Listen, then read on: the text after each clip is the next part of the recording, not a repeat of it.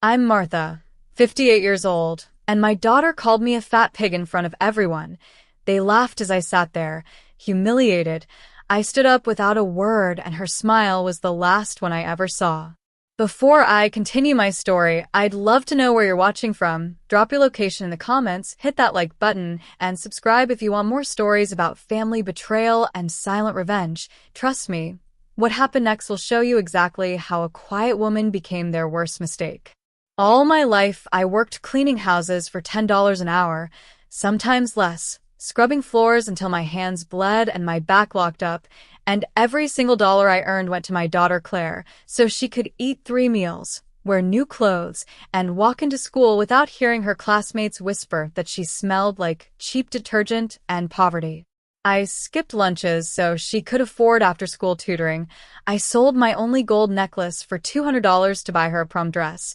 I gave up heating in winter so she could have a working laptop, and never once did I ask her to say thank you because I thought my role was to give, not to be appreciated. When Claire married Brian and they bought a house worth nearly $500,000, she offered me a room at the back, calling it your new home, even as she laid out rules that included no sitting in the living room while guests visited, no taking food before everyone else had finished, and no speaking during meals unless spoken to because it's embarrassing when you say weird things. I accepted all of it because I thought I was helping her, even when Brian laughed with his friends and referred to me as the live-in maid, as if I hadn't worked 12-hour shifts to pay Claire's first semester tuition. Teresa, Brian's mother, visited often and made comments like, "It must feel strange having the help live under the same roof," while staring at me like I was a stain she couldn't scrub off, and Claire never defended me. She just smiled and changed the subject as if I wasn't standing there holding a basket of laundry folded so perfectly it could have been in a store display. One evening as I was ironing Brian's shirts, I overheard Teresa tell Claire that keeping me there made her look cheap and that successful families don't let dead weight stay around for free, and Claire quietly agreed, saying they should start researching affordable retirement facilities because it's not healthy for the kids to have her around all the time. I wrote their words down in a notebook I kept hidden under my mattress because I needed to remember the exact moment my daughter planned my erasure. At a dinner party a week later, Brian told me not to touch any of the serving platters because guests first, and when I hesitated, Claire added that I could eat later in the kitchen because your clothes don't match the atmosphere we're trying to create, and I nodded as if I agreed, but inside I was already packing my escape plan. The children started mimicking their parents, pretending to crawl around with rags while chanting, "Grandma cleans because she's too dumb for real jobs," and laughing as they tossed toys into a laundry basket shouting, "Pick it up, old lady," and every word stabbed deeper because they were too young to know they were simply repeating what they heard behind closed doors. 2 days later, Claire asked me to transfer my savings of $3,400 into her account because it's easier to manage bills together, and I handed over my bank card without a word, even though I had already memorized the account balance and started taking photos of every transaction as evidence for the day they accused me of being ungrateful. Brian began locking the pantry at night, claiming it was to teach the kids discipline, but Teresa smirked and said I was probably stealing snacks when no one was watching, and I swallowed both my pride and my hunger while planning my exit down to the hour and minute. One afternoon, I overheard Teresa warning Claire that she would never fit in with Brian's colleagues while Martha's still lurking around, and Claire answered that she was just waiting for the right moment to tell her to go, and that was when I realized they weren't even planning to give me a chance to leave with dignity. They wanted me humiliated first. That night, I began hiding my passport, ID, and personal papers in a tote bag stuffed under my bed and kept my phone charged at all times so I could leave at a moment's notice without leaving anything behind for them to destroy. While everyone else slept, I started recording their conversations on my phone, capturing Teresa's poisonous advice, Claire's sighs of agreement, and Brian's jokes about me being dead weight with a pulse, and I sent copies to a friend across town so I'd have witnesses if they ever tried to twist the story after I was gone. By the end of that week, I wasn't waiting for them to throw me out anymore because I had decided I would walk out first and leave them to clean up the pieces of their perfect little world without the invisible hands that kept it running. The morning after that dinner humiliation, I woke to find a printed note slipped under my door with bold letters saying I needed to clean the entire house before their guests arrived because Claire wanted everything perfect for Teresa's luncheon, and I folded the note carefully knowing this was no longer a home but a workplace where I didn't even get paid for my labor. I cooked breakfast for the children while Claire scrolled on her phone, and Teresa sat at the table sipping coffee, complaining loudly about the smell of bleach and how it lingered on my hands whenever I served plates, and I silently placed their dishes as Brian told her I was used to doing dirty work since it's all she ever knew, and I felt my hands tighten around the tray, though I forced myself to keep smiling. That afternoon, I saw Claire hand Teresa a sealed envelope, and later I discovered it contained a transfer of $2,500 from my savings account, which Claire had withdrawn without asking because she claimed it's for the family fund, and I screenshotted the bank record and emailed it to myself under a disguised folder named Documents A, so they wouldn't suspect I was watching their every move. The injustice burned deeper when Teresa handed Claire a gold bracelet as a thank you for her maturity in handling delicate family issues, and I stood there holding a basket of laundry as Teresa added that people who live off others shouldn't complain about small inconveniences, and Claire nodded in agreement without glancing at me once. 2 days later, Brian told Claire in the hallway they should remove my name from the emergency contact list at the children's school because she's not really family anymore, and Claire agreed with a sigh, saying it was time to set boundaries before she assumes too much authority in this house. And I memorized their words and wrote them into my notebook as another proof of how my daughter reduced me to nothing more than an invisible worker. That evening, Claire asked me to pack away my belongings from the shared storage room because Teresa wanted to redo the space for her art supplies, and I carefully folded my blankets and stacked my books into my tote bag, even though I knew I would never bring them back out under this roof. When Brian's coworker visited the next night, Claire made me stay in the kitchen while she served wine and hors d'oeuvres, and I heard Teresa laugh about how amusing it was to keep the help hidden during formal gatherings so no one assumes we're cheap. And Claire laughed too before adding that Martha prefers to stay out of sight because she's shy.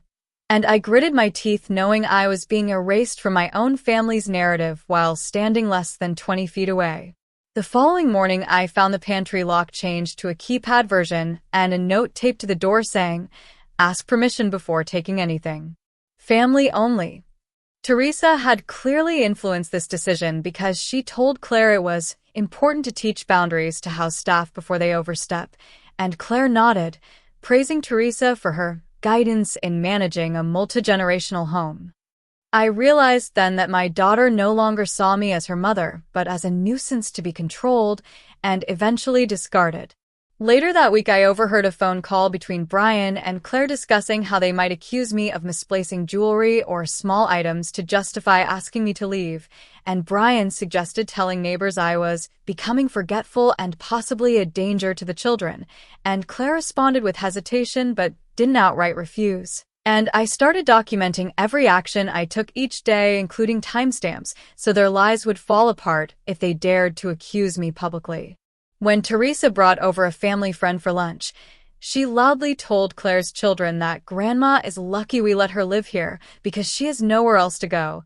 and the children repeated her words later while playing, laughing as they said, "Grandma has no house, no money, no family except us." And I quietly took their school bags and set them by the door as my chest felt like it was caving in, but my face remained calm because I knew my revenge was already in motion. That night I stayed awake with my notebook open, calculating how much they had stolen from me so far and totaling over $5,800 in withdrawals I never authorized. And I sent copies of my findings to 2 separate friends along with the voice recordings I'd made of their discussions about sending me away, because if they tried to ruin me, I would not go down silently. By the end of that week, Claire came to my door holding another note that said Teresa recommended I move out before summer because she needs her own space to help with the children. And I took the note and smiled as I closed the door, knowing my exit plan was ready and I would leave not as a victim but as a woman who walked away on her own terms after planting enough evidence to destroy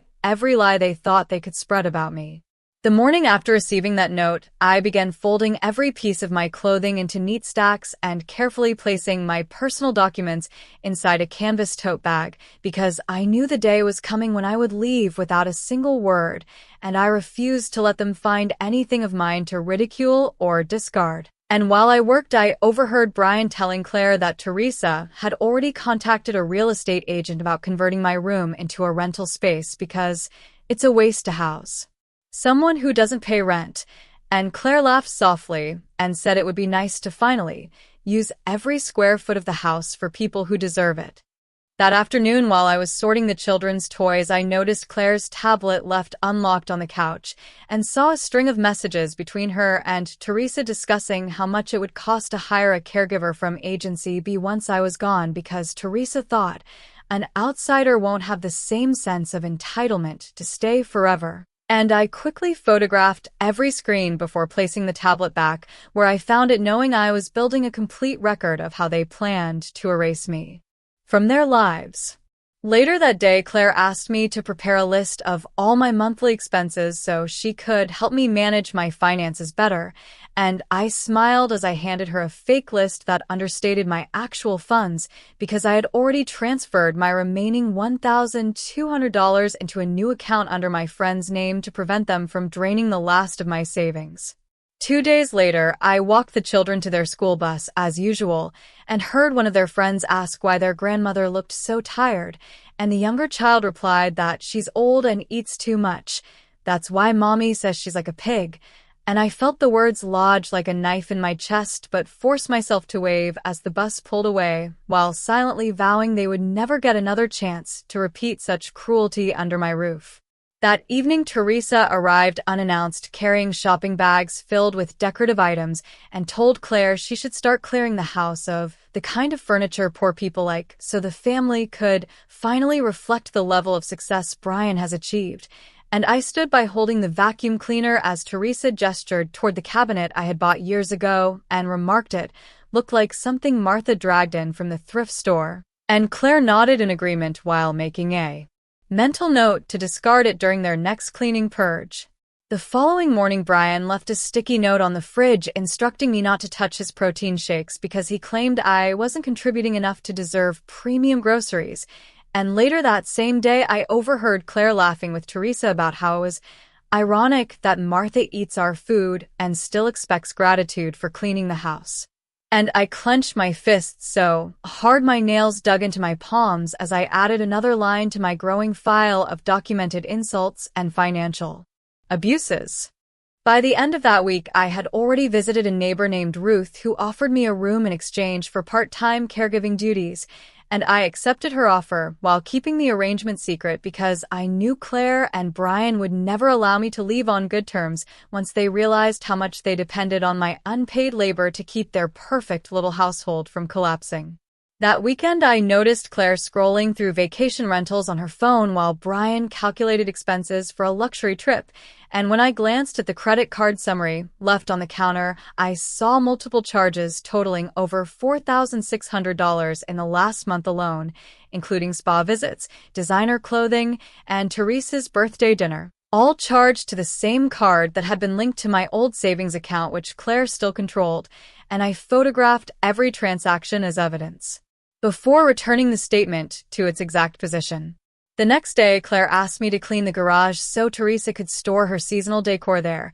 and while I worked, Brian returned early and spoke on the phone in the driveway saying he hoped Martha won't make a scene when we tell her to go because I hate drama. And the words burned so deeply, I barely felt the sweat dripping down my back as I moved heavy boxes alone, knowing this was the same man I had once lent $800 to cover a car repair when he first married Claire and lost his job. That evening, while folding towels, I noticed my phone vibrating with a message from Ruth saying the spare room was ready anytime I wanted to move in, and I replied with a single word confirming I would arrive within a week because I could no longer stay a day longer than necessary in a house where my existence had been reduced to labor and shame. The morning after confirming my move with Ruth, I began emptying drawers and folding my belongings into plastic bags because I knew Claire would not hesitate to throw them away once she realized I was gone. And as I worked, I heard Teresa speaking loudly in the living room, telling Claire it was time to remove all traces of me from the house so visitors wouldn't assume they were the type of family that keeps charity cases around for free. And Claire responded with laughter before suggesting they could even donate my old clothes since she probably won't have use for them in a care home anyway. Later that afternoon, I discovered Claire had scheduled a consultation with a home organization service costing $1,200, which she planned to charge to the same joint account she drained for her luxury purchases, and I took photos of the appointment confirmation and emailed them to my encrypted folder because I knew that evidence would one day crush every lie she might try to spread about her generosity and sacrifice. While preparing dinner for the children, I heard Brian complain to Claire about how the house still felt cluttered despite my cleaning efforts, and Claire agreed before remarking that I was slow and forgetful lately. And Teresa added that I should be careful because if anything goes missing, they might have no choice but to report it. And I kept my hands steady as I stirred the pot, even though I felt my chest tighten at how easily they discussed framing me for theft, as though I had not spent decades protecting Claire from the shame of unpaid school fees and eviction notices.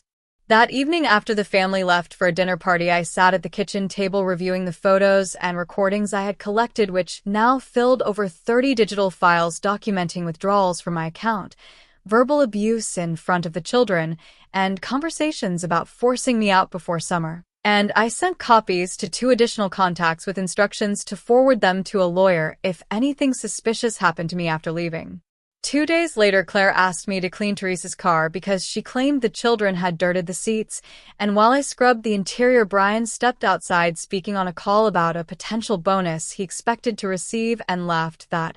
maybe we can finally afford to send Martha somewhere comfortable and forget about her completely. And I wrote his words down in my notebook, underlined twice, to remind myself that even financial success would never make them grateful. That afternoon, I noticed Claire had left her laptop open with an email draft addressed to her friends where she referred to me as the old woman we're trying to transition out quietly and expressed worry that I might react emotionally and embarrass the family, and I captured screenshots before closing the laptop gently because I wanted every piece of their betrayal preserved in detail. Later that night, while folding laundry, I found a memo left on my bed instructing me to reduce my electricity and water usage because Claire believed household costs are climbing too high to sustain an extra adult who contributes nothing, and I sat for a long moment staring at the paper before quietly placing it into my bag with my other personal items, realizing I had become nothing more than a financial inconvenience to the child I once carried home in my arms after working 2 jobs in a single day. The next morning, Teresa arrived carrying more shopping bags and announced she would begin redecorating the guest room since I wouldn't be staying there much longer anyway, and she even suggested to Claire they host a farewell luncheon to celebrate Martha's move to her new home, as though my removal was something to toast, and Claire agreed that it might be less awkward if we frame it as a positive transition for her. By the end of that week, I had withdrawn the last $300 from my linked account and closed it entirely so they could no longer siphon off my funds, and I signed a rental agreement with Ruth for her spare room while promising myself that I would never again allow anyone to speak my name with pity or scorn without consequence. That night, as I prepared dinner, I heard Brian and Claire discussing the logistics of my departure and laughing at how smoothly everything was falling into place, and I stood there silently finishing the meal, knowing they believed I was too weak and too dependent to make any decision without their permission, but I was already days away from proving them wrong in a way they could never erase. On the night before my planned departure, I packed the last of my belongings into the tote bag and placed it by the door because I refused to leave behind even a single item they could ridicule as a sign of weakness. And as I moved quietly through the house, I heard Claire speaking on the phone, telling a friend that I would be gone by the weekend and that she felt relieved to finally reclaim her space. And I noted how easily she erased me from her life after I spent years erasing my own needs, so she could have hers fulfilled. The following morning before sunrise, I set my alarm to vibrate so no one would hear, and I carried my bag out of the room while the house remained silent except for the sound of my own steps, and I placed a folded sheet of paper on the kitchen counter with a brief message, thanking them for the roof over my head and wishing them well. But I added a single line reminding Claire to check the joint account statements because the funds she had relied on were no longer available to her, and I smiled as I walked out knowing she would read it too late to stop me. I called Ruth as I stepped onto the street to confirm my arrival, and she assured me the room was ready, and I felt no hesitation because I understood that everything I was leaving behind had been built on a foundation of my sacrifice, and yet they had never once acknowledged how I had carried their lives on my shoulders while they planned to discard me like an expired appliance. Later that afternoon, I received a message from Claire saying she had seen my note and hoped I would find peace in my new situation, but I knew her words were not genuine because Teresa had already sent me an email accidentally copied from a chain with Claire and Brian where they mocked my exit as the most polite eviction ever. And I archived the email without responding because I had no interest in letting their casual cruelty penetrate the calm I had finally chosen for myself. 2 days later, Ruth informed me that Brian had come to her house looking for me because Claire claimed there were unresolved financial matters to discuss, and I instructed Ruth to tell him I was unavailable because I understood his sudden concern was not about my well-being, but about the realization that without my free labor and savings, their lifestyle would begin unraveling faster than they anticipated. By the end of that week, I had received 5 missed calls from Claire and 3 from Brian, along with a text from Teresa warning me that it's unwise to burn bridges with family, and I saved each message into a new folder titled Evidence B because I knew their desperation was only beginning, and I intended to preserve every attempt they made to rewrite the story of my departure. The following morning, Ruth showed me a flyer someone had left at her door with a photo of me and a message implying I was a confused elderly woman who had wandered off, and I recognized immediately that it was Claire's doing because only she had access to that particular photograph. And I took a picture of the flyer as proof of how far they were willing to go to make my exit appear unplanned and pitiable so they could save face in their social circles.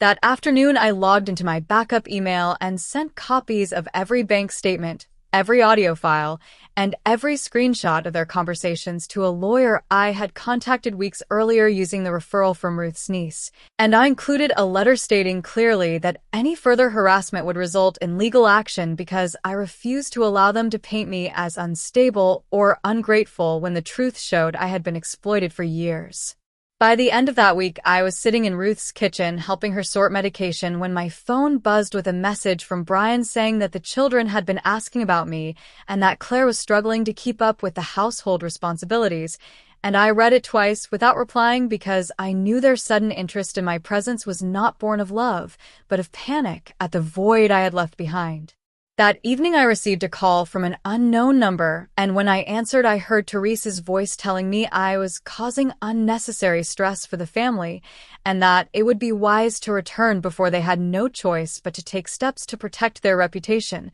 And I ended the call without speaking because I understood her words were a veiled threat meant to frighten me back into submission. But what she failed to realize was that the woman she once humiliated no longer existed. 3 days after Teresa's threatening call, I was preparing lunch for Ruth when my phone buzzed with a message from an unknown number containing a photo of my 2 grandchildren holding a handmade sign saying they missed me and wanted me to come home. And I stared at the image for several seconds, knowing it was Claire's attempt to manipulate my emotions because only days earlier she had referred to me as a burden in her emails, and now she was using her children as tools to lure me back into the role of silent caregiver. That evening, Brian sent a text claiming Claire was not coping well without me and that the children's routines were falling apart while Teresa had stopped visiting as often because she was too busy to help, and I saved the message as another example of how quickly their self-sufficient image crumbled when my unpaid labor was no longer propping up their carefully curated lifestyle.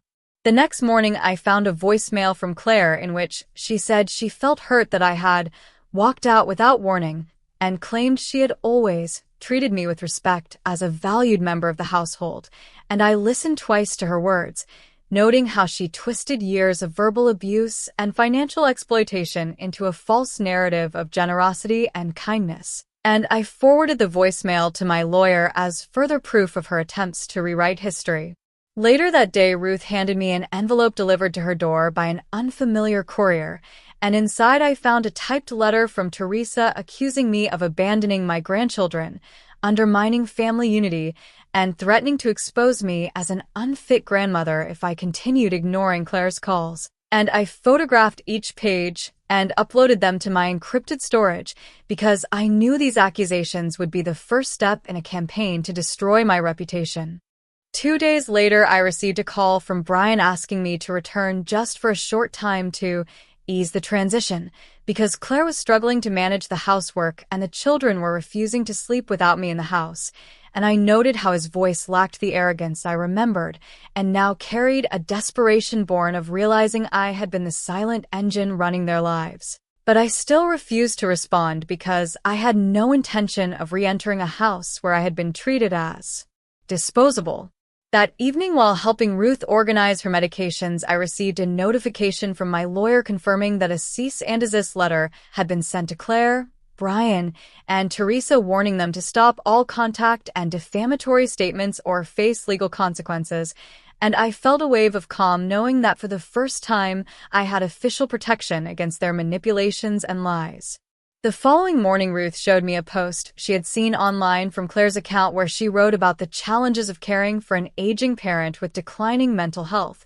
and how she and Brian were doing everything possible to support her despite her unpredictable behavior. And I immediately saved screenshots of the post because I understood it was designed to paint me as unstable in case their social circle began asking questions about my absence. That afternoon, I sent an email to a journalist I had contacted weeks earlier detailing my experience with financial abuse, emotional mistreatment, and the silent epidemic of elder exploitation in families who rely on unpaid caregiving labor. And I included anonymized copies of my evidence with an offer to share my story publicly under a pseudonym because I wanted to ensure that my voice could not be silenced or dismissed by those who had benefited most from my suffering. By the end of that week, I received confirmation that the journalist planned to run a feature on elder financial abuse and would include my anonymized account alongside other women's stories, and I knew this would be the first ripple in a wave that could destroy Claire and Teresa's carefully constructed facade of generosity and respectability.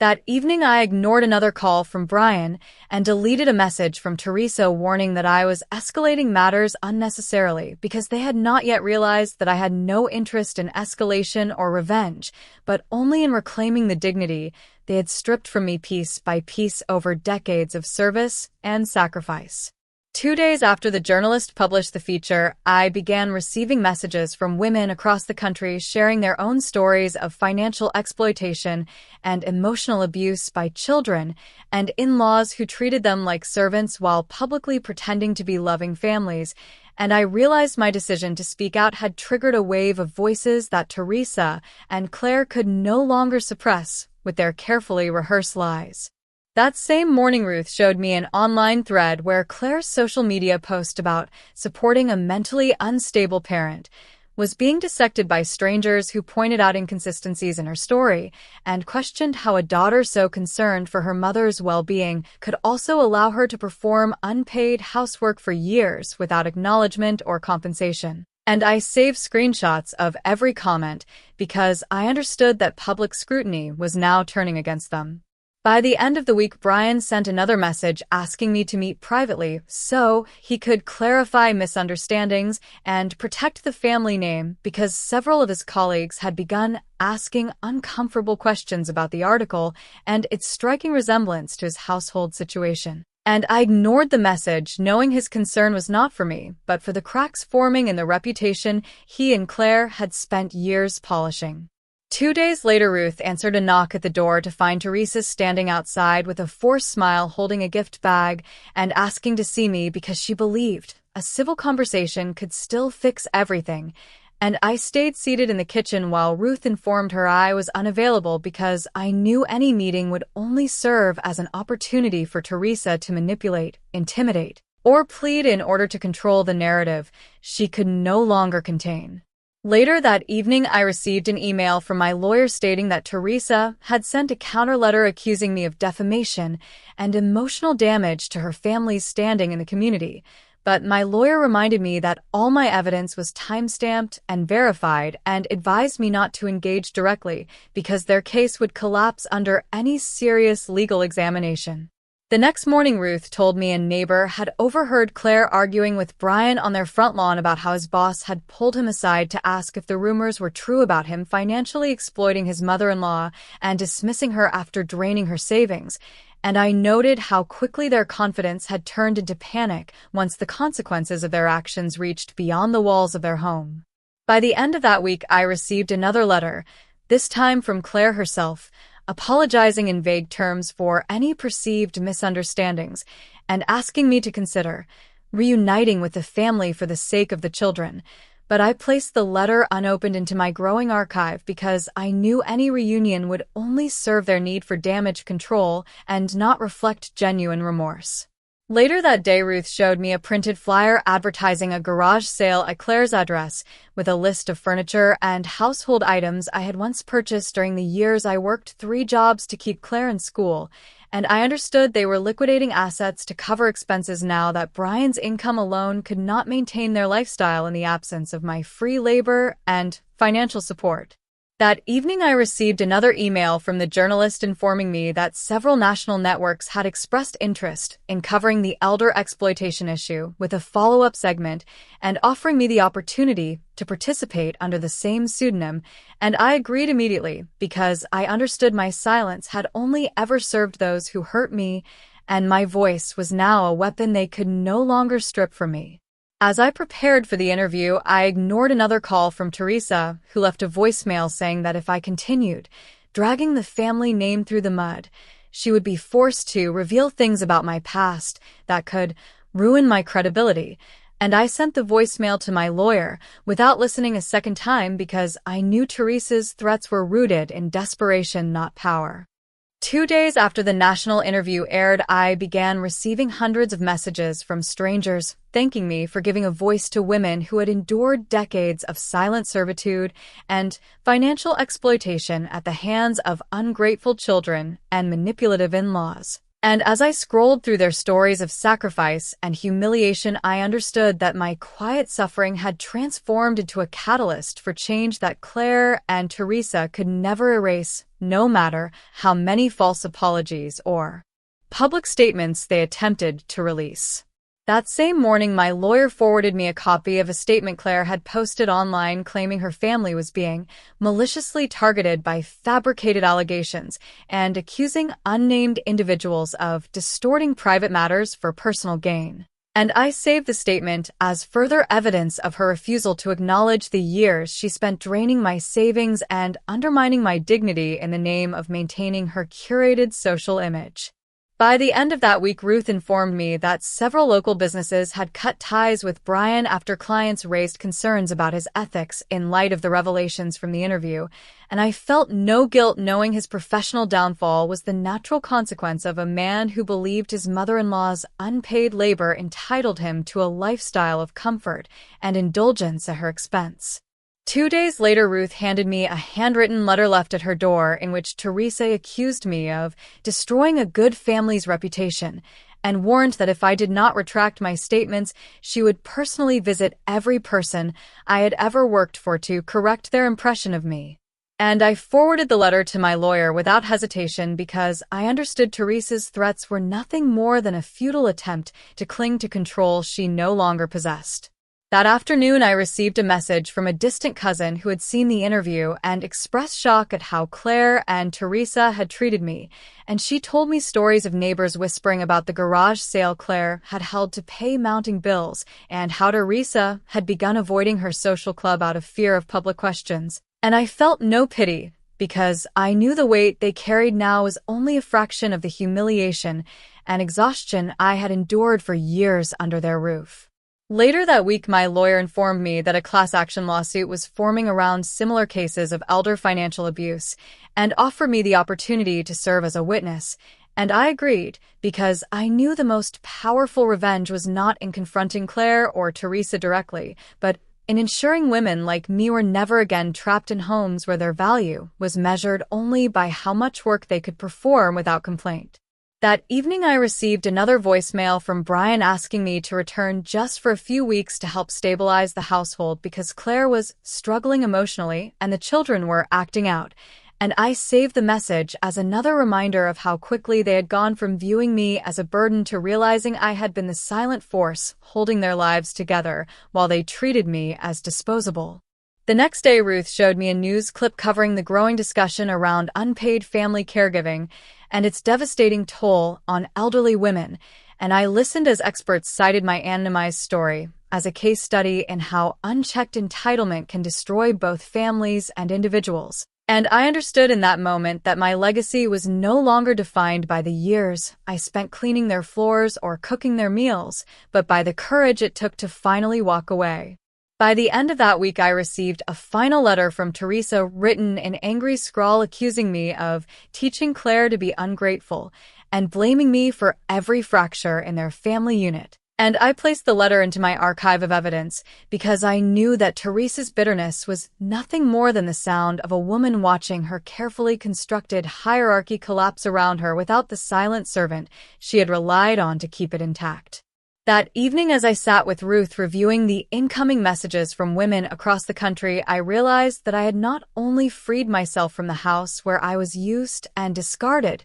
but had also created a path for others to follow. And I understood with absolute clarity that I would never again allow anyone to mistake my kindness for weakness or my silence for permission to harm me. 3 days after Teresa's final letter, Ruth opened the door to find Claire standing outside with red eyes and a trembling voice asking to see me because she claimed the children were struggling without their grandmother and that Brian's employer had suspended him pending a review of his ethical conduct following the fallout from the national coverage. And I remained seated in Ruth's kitchen listening to every word through the cracked door without moving because I understood her sudden appearance was not driven by remorse, but by desperation to restore the invisible labor and financial support she had once taken for granted. That afternoon, I received a text message from Brian stating that their mortgage payments were now overdue, and Claire was considering selling her jewelry to cover the next installment. And I saved the message as another reminder that the woman who had once called me a fat pig at her dinner table now faced the same cold reality I had endured for decades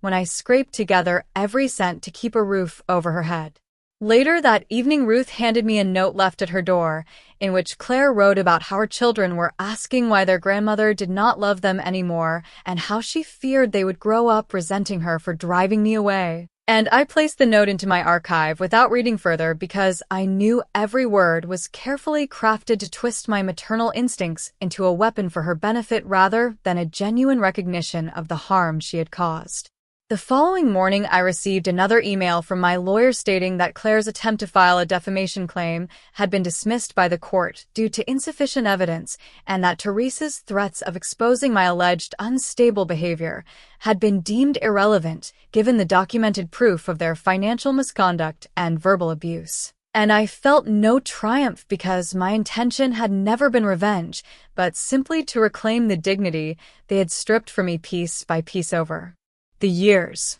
2 days later, Ruth showed me an online forum where women were sharing screenshots of my anonymized story and discussing how to recognize early warning signs of financial exploitation by family members, and I realized the ripples of my decision to speak out were still growing far beyond my immediate circle, leaving Claire and Teresa powerless to suppress the conversation they had once dismissed as inconsequential. That afternoon, I received a message from a women's advocacy group inviting me to speak at a national conference on elder rights and caregiving labor, and I accepted because I understood that sharing my story openly was no longer about my pain alone, but about ensuring no other woman would be forced to choose between silence and survival in the homes of her own children. By the end of that week, Ruth informed me that Claire had visited again, and this time brought the children who stood at the gate holding a sign saying they missed me and wanted me to come back. and I turned away from the window with a heavy heart because I knew their innocence did not absolve the adults who had poisoned the home with entitlement and cruelty until my only option was to leave to preserve what remained of my self-worth.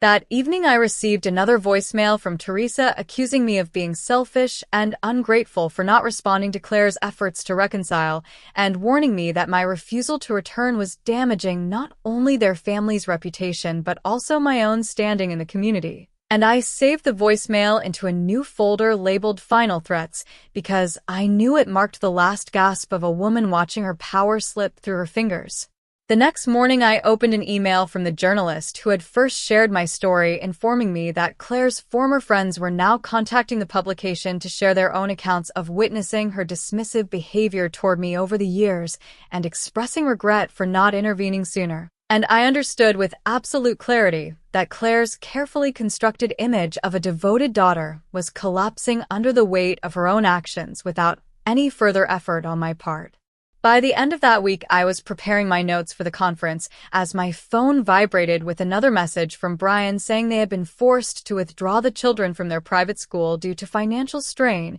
and were considering downsizing the house to avoid foreclosure. And I placed the phone face down on the table because I knew the unraveling of their lives was not something I needed to witness or intervene in now that I had chosen a different future for myself. 2 weeks after Brian's last message, Ruth informed me that Claire had been seen moving boxes out of her house with the help of strangers because most of her former friends had distanced themselves since the interview aired, and Teresa was no longer visiting after being confronted at her social club by women who demanded she explain her comments about unpaid caregivers that had gone viral as a direct result of my story. That afternoon, I received an email from the women's advocacy group confirming that my session at the national conference had been scheduled as the keynote because they believed my experience represented the reality of thousands of women who had been silenced for decades by families who benefited from their exhaustion and then cast them aside when their usefulness ended. And I began preparing my notes with the understanding that my words would no longer be confined to the walls of any one house,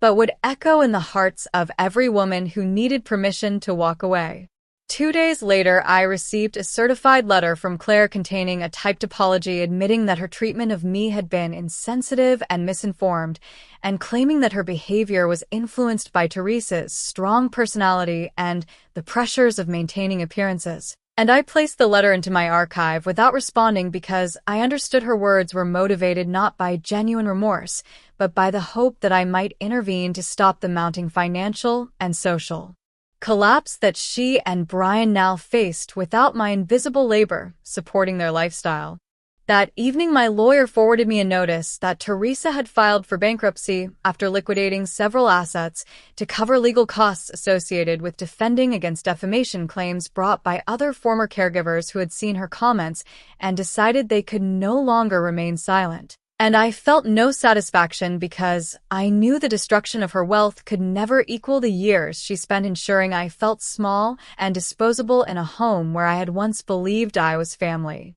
The following morning, Ruth showed me an article in which Brian's former employer confirmed he had been terminated due to conduct violations uncovered during a review of internal complaints about his dismissive behavior toward women in the workplace. And I realized that the cracks in their lives had widened into chasms not because I had sought revenge, but because the truth once exposed refused to be buried again under their carefully constructed image. Later that week, I received another message from Claire saying she was moving into a smaller rental with the children and asking if I might consider visiting them because the kids miss their grandmother and I want them to have closure. And I ignored the message because I understood that closure for her meant regaining control, while closure for me meant never again stepping into a space where I had been reduced to nothing more than a servant. By the end of that week, Ruth handed me a printed invitation to a retirement party for another former domestic worker who had attended one of my talks and decided to leave her employer's house after 30 years without pay or gratitude. And as I read the names of dozens of women who had reclaimed their independence, I understood that my revenge had never been about seeing Claire or Teresa suffer, but about building a life where I would never again be required to beg for respect or space. That evening, as I finalized my speech for the conference, I received a final voicemail from Teresa stating that she hoped I was proud of tearing a family apart and warning me that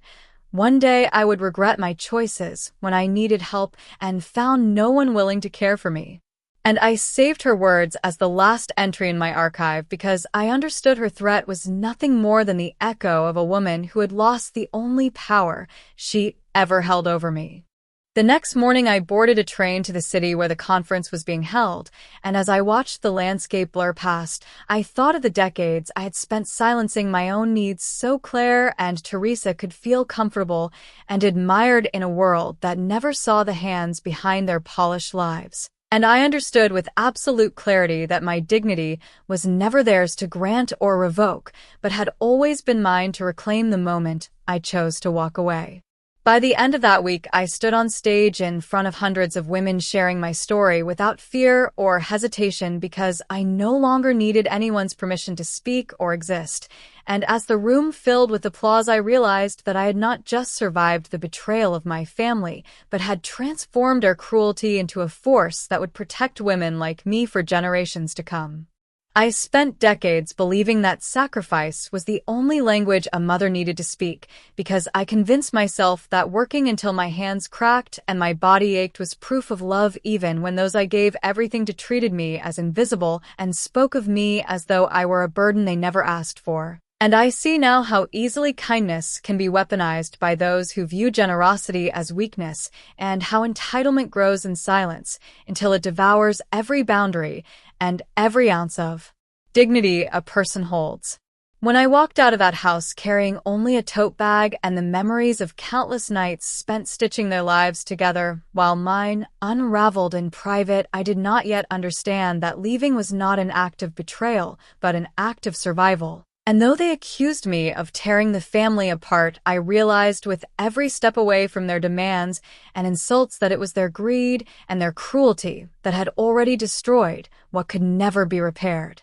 The messages, the letters, and the voicemails that followed me were not calls for reconciliation, but desperate attempts to reclaim the unpaid labor and quiet obedience that they mistook for love. And when I refused to return, their world began collapsing under the weight of the responsibilities they had once shifted onto my shoulders without a second thought, because they had never learned how to function without the woman they mocked and diminished behind closed doors. As I stood before a room of women sharing my story in a voice that no longer trembled, I understood for the first time that my worth was never tied to the approval of a daughter or the gratitude of a family that saw me only as useful when I was silent. And I promised myself that no threat or plea would ever drag me back into the shadows of servitude, because I had earned my freedom with every unpaid hour and every insult swallowed to keep the peace.